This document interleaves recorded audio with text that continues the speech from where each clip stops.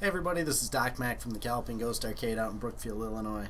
It is Monday, November 9th, 2015, and I am joined here today by Pete Hahn. Hey everyone, how you doing? 2015 Gamer of the Year. Thank you. I think people remember now. I hope. And did you change your mailing address to read that? To what? To be Pete Hahn, Gamer of the Year? No. Not yet? No. Can you do that? Sure. Do anything you set your mind to. I could change my name legally, I guess. To Goaty 2015. Yeah. And we also have Jeremiah Smith. What up? Also known as GGA Jeremiah. GGA Jeremiah. And I believe the current longest member of being here with Galloping Ghost. Yeah, I think so. Yeah. Besides you. Besides me, yes. Yes.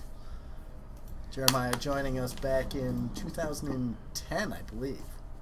Wow. No, 2005. Jeez. Before some of our customers are born. 10 years. Oh, wait, 2015. That's 10 years. 10 years. 10-year anniversary with the Ghost. That's awesome. Crazy. All right. So we've got a few topics. We also have some Facebook questions. You want to do those first? Sure. All right. Sure. All right. So, Jeff Noto asks, are we going to see some of those newer Japanese cabinets anytime soon? We are. We're actually, this week is the start of the relaunch of our fundraiser. We are, from the last fundraiser that we did, and the money that we generated, we are just about to start the last piece of construction, which will be knocking down the wall where our neighbors are, which is Air Chef. We are taking over the front 23 by 23 block of space out of their area, and that will eventually connect to our production office area. But we will have 23 by 23 square foot edition going up that the construction should start in the next few days. So relaunching the fundraiser. Anybody who wants to donate it, if you go to gallopingghostarcade.com/fundraiser, you can click on the donate link and put money to help us grow even bigger. Again, the money that we've raised so far, and again, we appreciate every dollar that's been donated, has gotten us up to this point. Yep. But we want to keep going. We want to move our production offices so we can turn this area into just more arcade space. Yeah. And then we want to get the fourth building on the end of the block we'd be able to have everything then. So we have a few of the Japanese cabinets lined up that we want to be adding to the floor right as soon as the construction is done. So that'll happen fairly soon. Cool. Yeah, another thing that construction will do is it'll allow for larger sized games too. Not just more games. Like you're gonna have like big space takers that you couldn't do before, really. With this upcoming expansion that will be going underway, it's a good amount of space, but not a massive amount of space. We ultimately, and this is the big reason why we want to do the fundraiser, we want to thin out some of the area, like some of the tighter areas, like back by Monkey Ball and some of the light gun games. Right, where they're bottlenecks right now. Yeah, in the shmups room. So we want to really just kind of make everything fit better.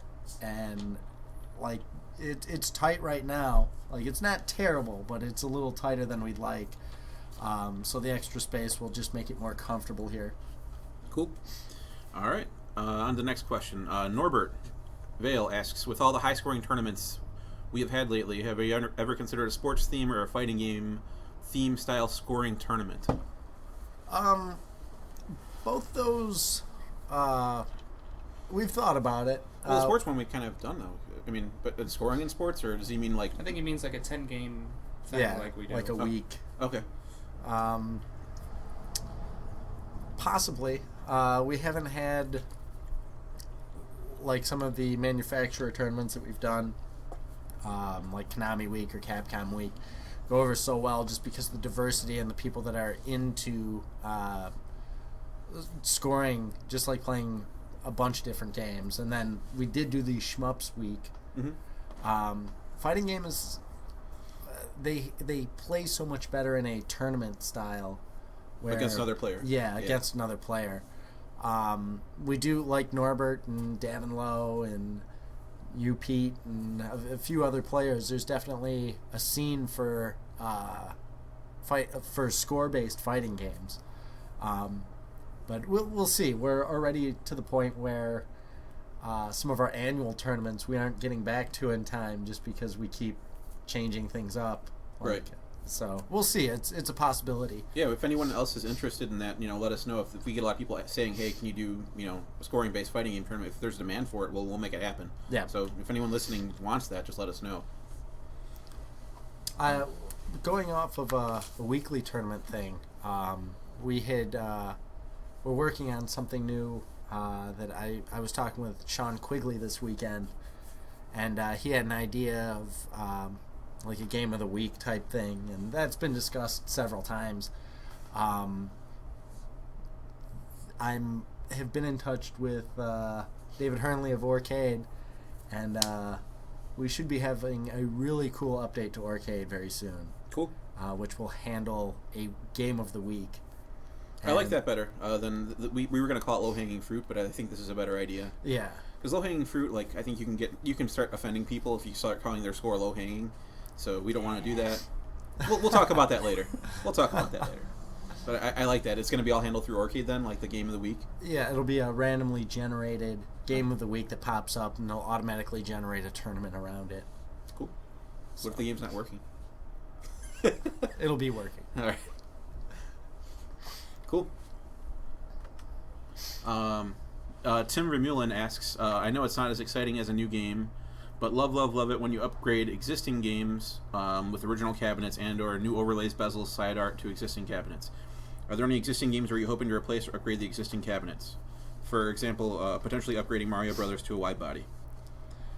There's definitely a lot of cabinets I would love to see upgraded here. We just did Smash TV. Well, Smash TV was we upgraded the inside. That's the ROM upgrade. That was the ROM upgrade, which we upgraded from Revision 4 to Revision 8. Externally, though, I know seeing the original cabinets, a lot of people love seeing the original dedicated hardware. Definitely for us, first and foremost, we want to get the game playable here for people. But having an original dedicated is just... it's something we really work towards. I literally just finalized a deal for Alien Syndrome. Cool. Which is a really cool dedicated cabinet. It has a unique shape to it.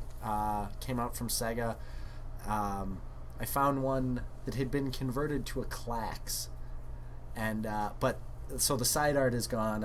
I'm working on restoring the artwork on that. But it has the original topper. On the original cabinet, it has this big purple and green alien head. Nice. That people, I've seen them go for ridiculous amounts of money just for the topper. But we managed to get the full cabinet, so we'll be doing a cabinet upgrade to get that in its original dedicated setup. And yeah, there's a handful of ones. Dragon Spirit, we hope to upgrade that soon. NBA Jam, I'd like to get the side art on that. Even Russian Attack, we have a new, as in honor of you setting the new world record on that, Pete. We got some new side art, and we have a original Konami cabinet. I saw that side art on the counter the other day. It's got awesome side art.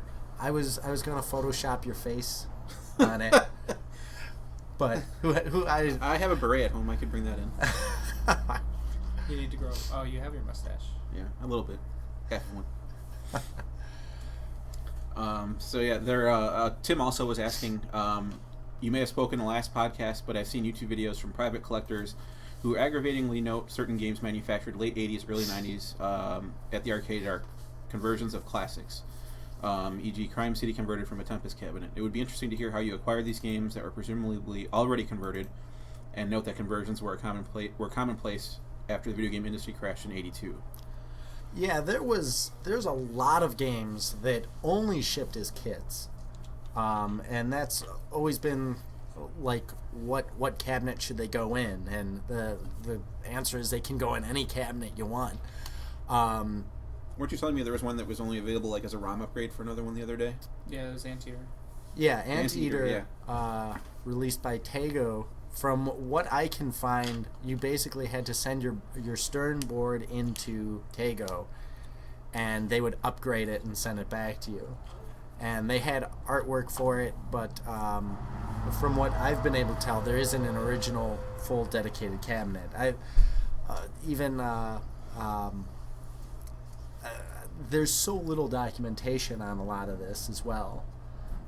People didn't really track what was going into what. Mm-hmm. But yeah, there was basically the way it worked, and why you do see so many conversion kits is a game would go down, and back then the operator wouldn't have the ability to fix it, or maybe it just wasn't performing very well. You mean like making quarters? It would just people weren't playing it for whatever reason. And then what do? Like, you don't want to get rid of this giant cabinet and this nice monitor, so you try to put something new in it. And they used it as a way to save money. Like, the fact when they started selling kits and you could just get a kit shipped in instead of having a whole cabinet freighted over, it ended up it was how the industry had to work. The games that you saw so many of, like Asteroids, and there's so many games that got converted. Like, it didn't. What is considered a classic now, like Tempest, there was a ton of Tempest cabinets, and the XY monitors in them failed often, and it's just like, what do? You throw a regular monitor in there, you swap the board out, and you have another cabinet. Collectors now love restoring stuff. We love restoring stuff, and many people know that we have a standing offer out there where if there's a cabinet that, say somebody needs a Tempest cabinet, bring us any other cabinet and we'll give you one of our extra Tempest cabinets so you can restore it back to an original. We want to see that happen. But in the meantime, a lot of the conversions weren't things that, like our first batch of 114 games that we picked up, there's a lot of original cabinets, but there was a ton of conversions as well. Mm-hmm. It's just how things happen. So it's one of those, we'll continuously strive to get everything in its proper cabinet, but like, people shouldn't be surprised to see that. It's right, that's like just the way stuff was. I mean, that'd be like saying, like, I'm surprised to see an aftermarket muffler on this car. It's like, the original factory muffler from a Corvette in the 50s is not available anymore. Right, right. This is what you have to do. Right. So. Even, especially in the late 80s and 90s, like, there was a game, like the Batman game from Atari. It was only sold as a kit. And that was one that, I could have sworn there was a cabinet on it, but there just wasn't. There's maybe 1,000 boards made, and 1,000 kits sent out, and that's all there was. Yeah. So many of the companies did just make standardized cabinets. Like Taito had a very standardized cabinet that's very recognizable, mm-hmm. And they used it on 15, 20 games. And the only difference is the color of the cabinet, and that's it. Like, the glass artwork would be different, and obviously the marquee and control panel, but the cabinet itself is the same. Right. Same thing with the Midway games, and same thing with like Atari System 1 games. It's like the cabinet styles are all similar, if not 100% identical. Yeah. So. For sure, you can see it on the floor. You can see, like, a lot of the Midways just match up perfectly next to each other. Cool. Next question, kind of specific, but you guys have a couple of my childhood favorites, Alien Syndrome and Kid Nicky. That's funny, you just mentioned Alien Syndrome. We do have it currently, but it looks like we're getting a better cabinet for it. Yes. Kid Nicky, I don't believe we have. I just picked up a Kid Nicky board. Nice. But I have plans for it. Okay. Sounds ominous. That is meant to be ominous. Okay. But expect something cool. Okay. All right. Dan And Iacobelli. rare. Oh, rather? Very rare. Okay. All right, next question. Dan Iacobelli asks, with recent announcement of the expansion, a question that comes to mind is parking. The lot next to us is small. I guess people can park around the corner by Tony's, and he plans on expanding parking. Is that anything we have control over? That is not, unfortunately. Okay. Most of the... Yeah, that's not really something that we can just add more parking. We've been getting a lot of people asking about the 2-hour parking limit, and Brookfield has never enforced the 2-hour parking on the side streets. A lot of the employees stay there in the 2-hour zones, so they know not to check there. Yeah, it's if we were able to add more parking, we would, but until we get parking lot on our roof or something, it's going to be tough to add parking. Yep. But it's usually never too far of a walk. Yeah, it's not that bad. They just repainted the parking too. Yeah. For both sides. We got diagonal, we got some of Tony's, and we got the street parking. Yeah. So. Yeah, street parking on either side. We got the small lot, so there's usually somewhere. If you can't find anywhere, just come in and we'll point you in the right direction if you're not seeing it. Yeah. Just don't stop on Ogden. Do not stop on Ogden. We have an ejector button. If you stop in front of the arcade, we can propel your car into the atmosphere from there. So be sure not to do that.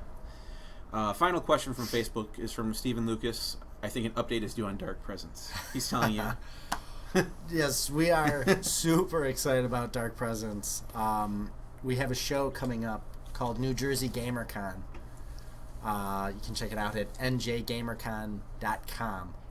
First weekend of December, right? It is the first weekend of December. A lot of hard work from everybody on the production side working on it, trying to get it very playable for this show. We're super excited about it. It's coming along really nicely. The animations are all looking great. We have our 3D artists working hard on all of the backgrounds. Literally every level has been progressing very well.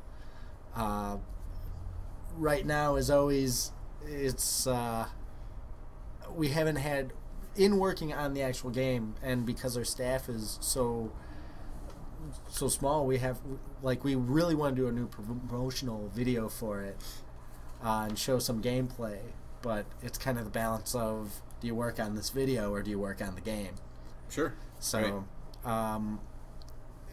it's hard. Like, we're gonna try to get a video up soon of it. We want to do another demonstration live here at the arcade of it, and show off all the progress we've been making. So at GamerCon, at NJ GamerCon, is there going to be a live update there, or a demo there? Yeah, it will be playable there. Okay, cool. So get your tickets to NJ GamerCon if you want to see it playable. Yes. Or there should be at least clips afterwards of. Yes. Put on YouTube or something. Cool. All right. So what do you want to do next? High scores? Sure. Okay. Sure. All right. So I'm going back. This is after the tournament on the 31st, which ended. So we wanted to shout out Mozzie's for winning American Horror Scoring again. Yes. We already thanked him on Facebook, but congrats to him. And it was his second tournament win in a row. That's the first time that's happened, I believe. Yep. I think. Yeah. I think Yeah, you're I right. can't think of any time that happened before. Yep. So anything set after the 31st is after the tournament. So the only tournament scores, and there's a couple good tournament scores, but Mozzie's also set a new new world record in Night Slashers, which is, I think, the only world record of the tournament as well. I believe so. Yeah. Cool. What a great game. I'm very that's happy. cool. I'm very happy that's been on the floor. Night Slasher's super surprise, and then Nightmare in the Dark was, I think, everybody's surprise favorite. Everyone liked it, yeah. Everyone liked Nightmare in the Dark. Yeah, So great game. a few people have been playing it afterwards. Cruz has been playing Escape from the Planet Monsters afterwards. Yes. So that's good. As far as scores go, I've got a, let's see. That's from the tournament, so that's what we just said. So then you pretty much took up putting up world records and everything. Well, I saw that there I- were some games I don't have scores in, so I went to go play them. And oops, you set some world records. Yeah. First in X-Men: Children of the Atom. Mm-hmm. Who had that one before? It was either Davin or Norbert. I remember they were going back and forth, Okay. but I forgot who had it most recently. And you put up just under 1.2 6 million. Yeah.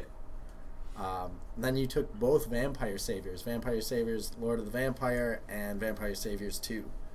Yep. The first one I did the 1cc on. The second one I died at the last guy. Then I played it again and beat the game, but got a lower score.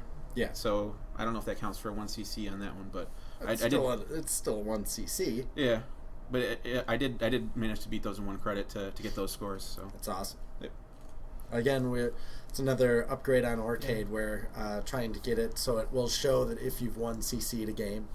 There's another thing that we're trying to get tracked. Well, it's already tracked, but we want it to be displayed on the actual site, like an icon next to it. Yeah, that'd be cool. Just like the crown for world record. Yeah, like if you click on your player profile, it'll show like if you have the world record on the game. But if it shows like one coin next to it, I think that'd be a cool little icon to have on there, so I knew it was one credit. Absolutely. Let's see, what else do we have here? We have Haruza improving his personal best on Crater Raider. We have. Let's see, what else? Oh, James put up a new house high in Roadrunner. Yeah, that was just Saturday, I believe. Yes. You know what? There we go. This is the more recent one. And then we had, let's see, who else came in? We had a Rygar massive new world record set of almost 5 million by Ruben Alicia. I'm not sure if I'm saying that right. 4.9 some million on Rygar, which blew away everyone else's score by a lot. So props to him. That was on Saturday. Yeah, he came in saying that was what he really, really wanted to play. Mm-hmm. And we usually the cabinet will start up fine. Usually it needs one reset for the day, but it was having some problems. But we were able to get it up and running, and fortunately, right. So he had a score before it. For some reason, it wasn't on Arcade. So when we put it up on Arcade, like, it knocked everyone down a bunch of tokens. Yeah. Because he had his name was on the card before, but I guess we missed putting him on Arcade before. Yeah. So now he's on there, and it's official. Awesome. Let's see. We also had a younger player by the name of Christopher Schwartz come in, put up a couple scores on Saturday. I think he must have been like 9 years old, but he's like, I want to put some scores up. Yeah. So he's come the last couple of weekends. Yeah. And he's been getting into the scoring scene, which is really cool. It's really cool to see. I mean, he didn't set out any world records at all, but I wouldn't, you first time scoring. Somewhere. Yeah, start somewhere. Yeah, he set an arch rival score where he beat the opposing team by 12 points, and then he set a war final assault score, which is like a manually counted score, I believe. It's 49 kills. And then what else did we have? Sean quickly set some scores on Devastators. I think those were personal bests. Devastators and Zedblade. That was also Saturday. Yeah, Sean's been spending a lot of time trying to find stuff that he hasn't really played before. Yeah. And he had never played Zedblade before or Devastators. Mm-hmm. So great to see him exploring the arcade floor a bit more. Yep. And I think that's about it. We had a World Rally score by Richard Mackel. And all the rest of the scores looked like they were from the tournament. Yep. And that's on the most recent one. Yep. Cool. So that does it for scoring. And that kind of transitions us to our guest speaker here, Jeremiah. We wanted to talk about scoring etiquette and high score etiquette, and I know you have a lot of thoughts on it. I do. You do? I do. So you took some world records this weekend, Pete? A couple. So how did you handle... Like, how is the person that you beat supposed to know that their score was beaten? Are they supposed to be following Arcade every day and checking, or...? I mean, if they're interested in the score, I figure they'll see it next time they're in. Like, if they look at the machine, if they're looking for their name on their machine. That's something I do. Like, if I walk by a machine that I hope I still have a score in, I'll look at the top to see if it's still on there. But other than that, yeah, there's no way to really know. So no friendly Facebook post or anything like that? Not from me, no. I'm not that kind of... I'm not an instigator. How would that be instant? You'd be like, oh, just to let you know. There's many ways you can handle it. You can be like, all right, just to let you know, I took your score. Or you could have more fun with it. You could be like, beat that score. You're never beating that score. Well, and that's kind of the dilemma. Like, if somebody hears about their score being taken, sometimes they'll come in just because they want to take it back. Yeah. So it's good to let them know that their score was taken.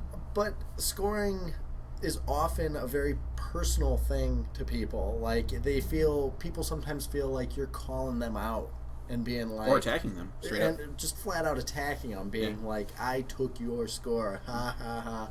I'm publicly laughing about it. And it's one of those, like, I've seen a lot of scores come down, and I've been able to witness a lot of players' reaction to it. I've seen people slap the card off the top of the machine, or cross off the name of the person that was on there before. I approve. That's awesome. I mean, it's your score, man. You took it. You should be able to. And it's something to be proud of for sure. But also, like, here's the thing. Here's why I think the less is more approach is better. Is because I don't know what the person did. The person whose score I just beat, I don't know what they put into that game. They could have spent hours. They could have spent 8 hours playing, and if I walked up to it and beat it in 2 games, that's going to hurt them, and I don't want them to know that. So I'll let them see it when they see it. They don't have to know anything else about it other than I scored higher. Like we all have different skills. We all have different backgrounds, and to know, your score got beat, in such a jarring and upsetting way. I guess it could be upsetting to some, but I'd rather let them find out than to publicly, tell them, or even privately tell them. I have no reason to tell anyone I beat their score, because they'll see it if they care. They'll see it. But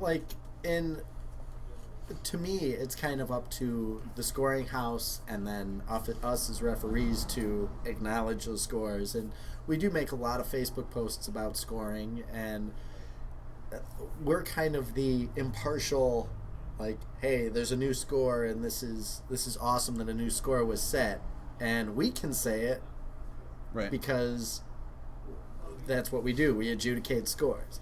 Whereas if you're personally, like, Jeremiah setting off the fireworks and getting his slide that's how you get whistle, people back in. You get people back in to take their score back. You can get a little excitement. Friends. Like when I see Mozzie's and Jamie, talking smack about each other's scores, or Fred and Jamie, like, that's different because they're really good friends. They've been friends for years. They talk smack on each other, and that's fine. But that's the relationship they have.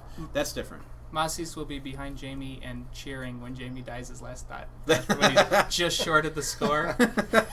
He's cheering, and I'm clapping. It's awesome. Like, but there is some balance. It's like that's a friendship that they understand each other's level of competitiveness. And I've seen people take scores down where it's the people don't know each other. Mm-hmm. And it just doesn't sit well with them. It's kind of like, why did they just do that? Well, then if you took something from somebody you don't know, how about just a friendly Facebook message? Be like, oh, I don't know who you are, but just to let you know I had fun playing this game that you had the score in, and hopefully you can come back and here's my example though. Like before Brian Sheila, before we knew who he was, when he beat James's Forgotten World score, James was really upset. He was. And now that James and him met, they talk to each other now. They're fine. They taught each other some tactics. They played a 2-player game, and now they can talk about it. But it really upset James when that score was beaten. That's one of his favorite scores. It is. It was. I mean, right now Brian still has it. I don't know if James is planning on going next to it, but that felt really personal to James, I'm sure. It hit him really hard. And that's why I don't say anything, because you don't know how it's going to affect someone. He put a lot of time into that. He did. And had he... We're still good. Just the just out of the blue, the surprise of it, like, it's hard to word that post to where it's not this kind of like yeah, but then you get the people back in. You're like, all right, I gotta take the score back. You get a little bit. Like, what if nobody comes back and takes the ones that Pete just took? Like, then that'll be kind of just like a no story. It won't be exciting. It'll just like, all right, Pete just got a new score. People can try. They'll see it when they walk past the game, or check Arcade. Is there a score? Has it happened to you where? Don't name any names or anything, but has there been a score that somebody has called you out on, and it's kind of been like, and honestly, I can think of a score that you lost, mm-hmm. and there was a comment made on Facebook, mm-hmm. and you seemed a little salty on it, and you went back and you decimated that score. It was like, that's what I like. You like the motivation it gives people? Yeah, it does, and it worked. Like, I understand what you're saying, and I more agree with your viewpoint than Jeremiah's, just because it is a landmine. There's so many problems that can come up by saying everything. Yeah. But I've seen you be like, oh, you're going to say that? Well, come here, you. And then you just destroy that score. Well, and then you never hear from him again. It's like... Yeah, so that's perfect. That was the perfect exchange. Now... But he's still, like... I still have the score, though, and I never heard about it again. But it's upsetting when it happened. And it seemed like a... If you're in the... It seemed personal. No, if you're in the high score scene, you got to be ready. Your scores are going to be taken. You just have to be mentally prepared. It's going to happen. But taken isn't the issue. It's the instigator type... Right. I fully expect someone to take some. I have too many scores for someone to not take some really soon. So that's humble Pete over. That's bragging, and that's humble and bragging at the same time. Someone's going to beat my score soon. So I have mentally prepared myself. Like I had my May score beaten just a couple weeks ago. And it is what it is. I didn't get salty about it. I just moved on to different games. But had the person that took it been like, hey, Pete, let me show you something. Yeah, that's the kind of stuff I would like to see. LHF, man. Yeah.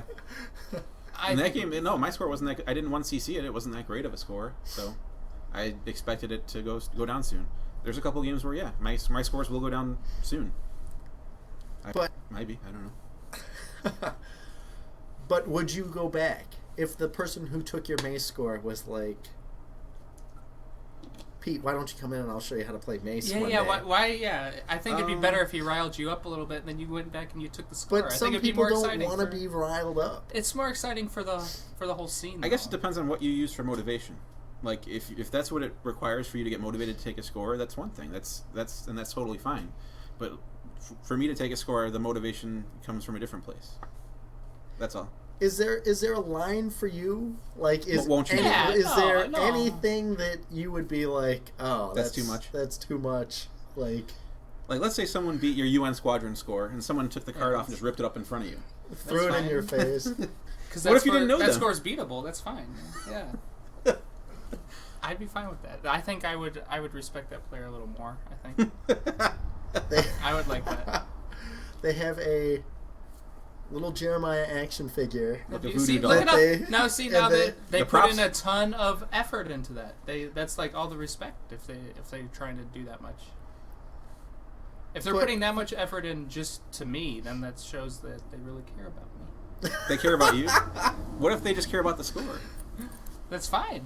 Then go after it. What if it has nothing to do with the person but just the score? They just want the score. They're not thinking about the person they're beating. Because I don't think about the person I'm beating. If it's just that, then I think maybe if people do care about the scores, maybe there should be some notification or... It'd be cool if Arcade could notify you if your score gets beaten. Arcade was always supposed to send an email. Yeah. Letting you know. At the very least, I think everybody should know when their scores are taken, at least. Because then I think it'll get more people out. Yeah. Little more fire under their scores. But you're more in the mindset of it should come from the scoring house or from the person that did it? I think it should be both. But I think people should people should be sending some messages. We need an automated get people system. Out. It's an automated system. Comes from Arcade. It says, "I'm really sorry, your score was beaten." It shouldn't be sorry. Like, or no, scores. Just a notification, very machine-like. Yeah. Instead, Jeremiah, I'm sorry, your gameplay is below par. No, I thought this score was going to be hard to take, but actually it was really easy. Like that's what I like. I thought I'd have to put in hours and hours, but no, this score. All it was takes really is one easy. credit to get a world record. Yeah. Jeremiah's famous quote. Yeah, all it takes is one credit. Well, what do you think? What does the audience think? Where is the line? Yeah. We'd like to know. We'd like to hear it. Well, it's there's no people are gonna be how they're gonna be. Yeah, dude, I want Duke calling people out, being like, "Man, you only got 70,000 in Centipede. I got 10 times garbage." That. I can't see Duke doing that though. No, I think it'd be fun though. So I don't know. Let us know. What Jeremiah's is fun among friends. Like I think it could be. It's funny watching the exchanges like Mozzie's and Jamie. Yeah, watching them go is funny. Watching Fred and Jamie. Yeah. Is it maybe fun. Just it's fun if it's not you? It's fun if it's between friends. But no, it's even fun when it's not between friends. I don't know. We'll see. You've taken some of my scores. Yeah. And it's you don't even tell me. It's just like I look up there. See, that's disrespectful. My way is way more respectful than yours. I'll just notice my card is gone. Yeah, come on. So you want me to tell you? Yeah, with your chest out and your arms walking. It depends on how. Not in Jeremiah fashion. Like no, like I don't want to know that. I don't want to see that. No, you do because then that'll get you back playing the game. It won't. Yeah, like there's games that I put up my score and it is what it is and I can't go grind out a score. Then you automatically got to know if that's the final time you're playing the game, then that score is already beaten. Like some of them. No. If you're done playing a game, there's too much competition. You have to keep playing. Yeah, and scores are not safe. Scores are not safe, but there's also the advantage of having 481 games. Like someone's gonna play. You can distract people with other stuff. Put something new on the floor. Yeah. See, I think Pete's way was more disrespectful by not letting you know and doing it surprising you. Oh no. Where my way would have been more kind. Well, what would you have said? Like okay, I would have been like, the last beat your score. The last score. See, now that's fine. Now, if you're maybe dancing around me, a little flair to it, maybe. It comes down to your flair. What if you walked by with a lighter and just lit a scorecard? Watch this burn. See, that's what I like. Besides fire. No fire in the arcade, but... Yeah. I don't know. I thought about... shoot. What's the game I was playing? That fighting game that we really liked. Fallen Angels, yes. So, like, I beat that score, and I'm like, I don't feel like saying anything. Like, Doc sees arcade every day. Like, why would I say it to him?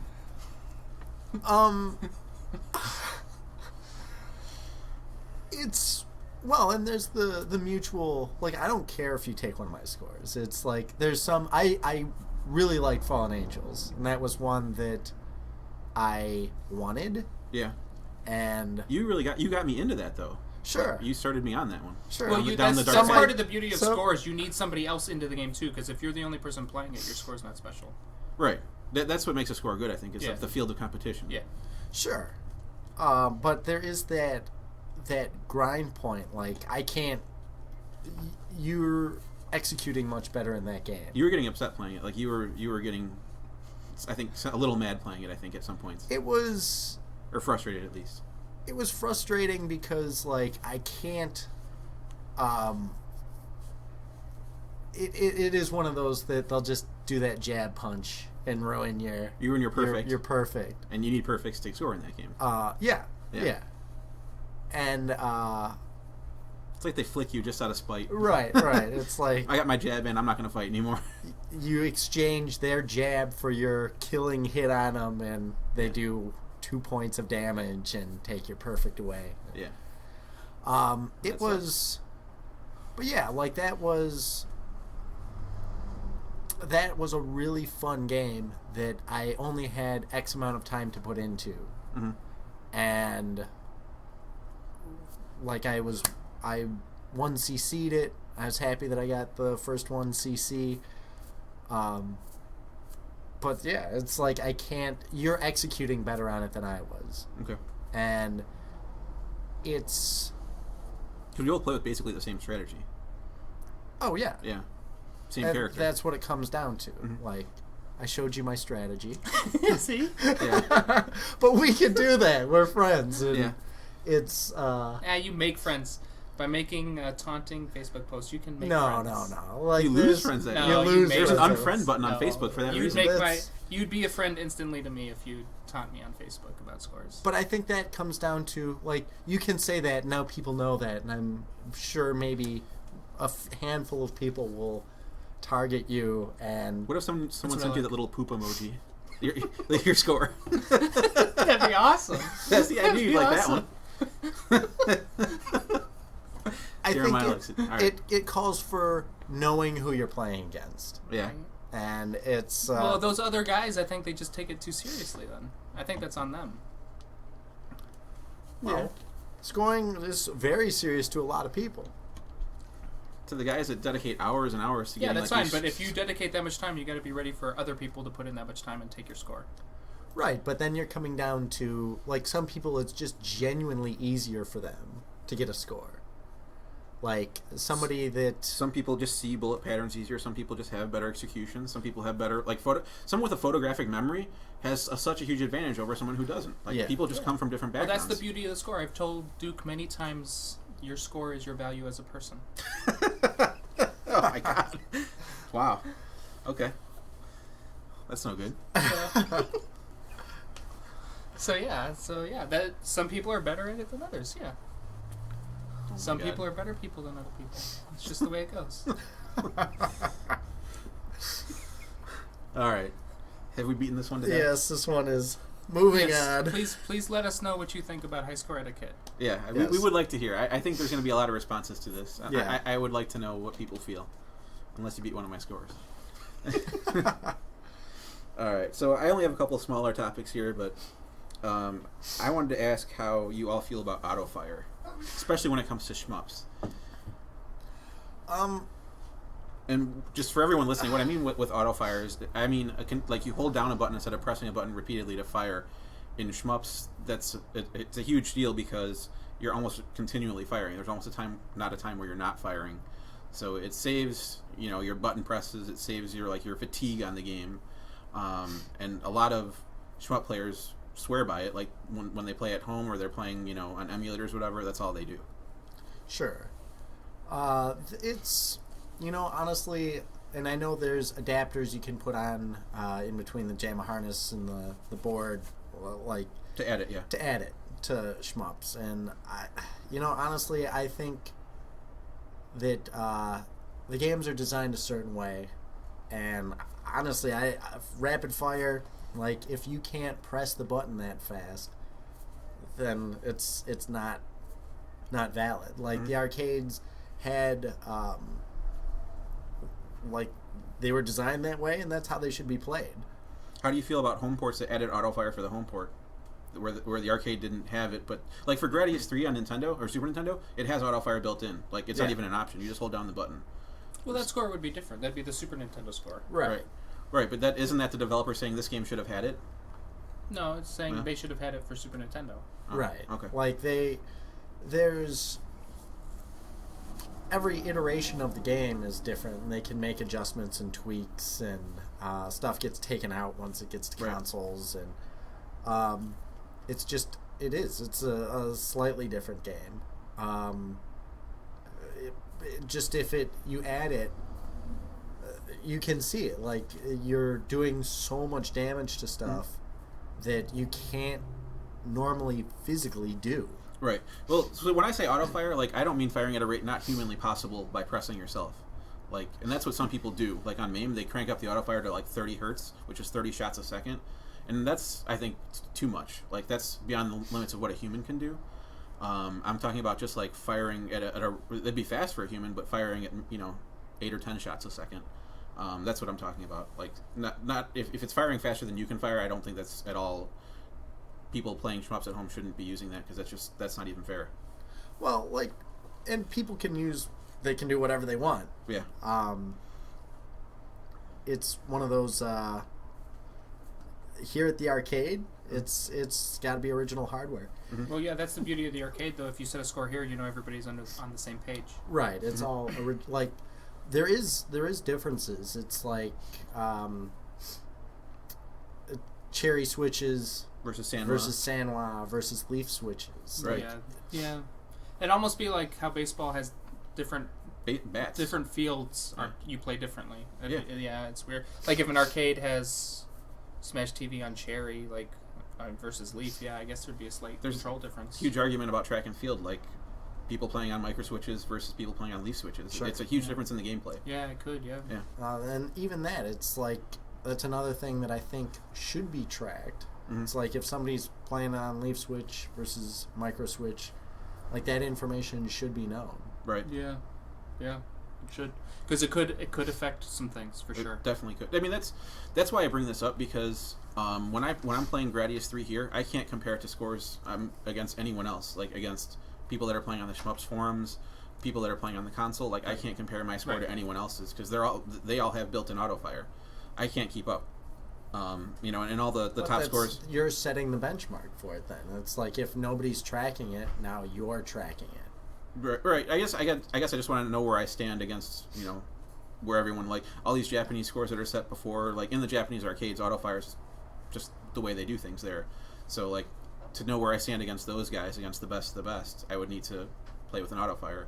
That's why I bring this up. How is that not just a unfair advantage? That's like we could technically make the machine slow down and stuff. Like, right. You can manipulate it to where it's to whatever difficulty you'd want. Like, why would adding something that you can't do? Only because a precedent's been set. Like, only because, like, all these Japanese world records have done it. Just to compare myself to that. But it's almost a different track. It's like it's something. If nobody has done a score without how it's supposed to be played in the arcade, right? Like, then this is the new benchmark. This is the new benchmark. Right. It's like, look at was it Darius Gaiden? Yeah. Where you have the highest non-rapid fire score. Right. And is it as high? Like, where are you falling in against the people with rapid fire? I mean, all the score, like, the highest score on the Shmups forum is about 12 million, and my score is like 10.6 some million. Yeah.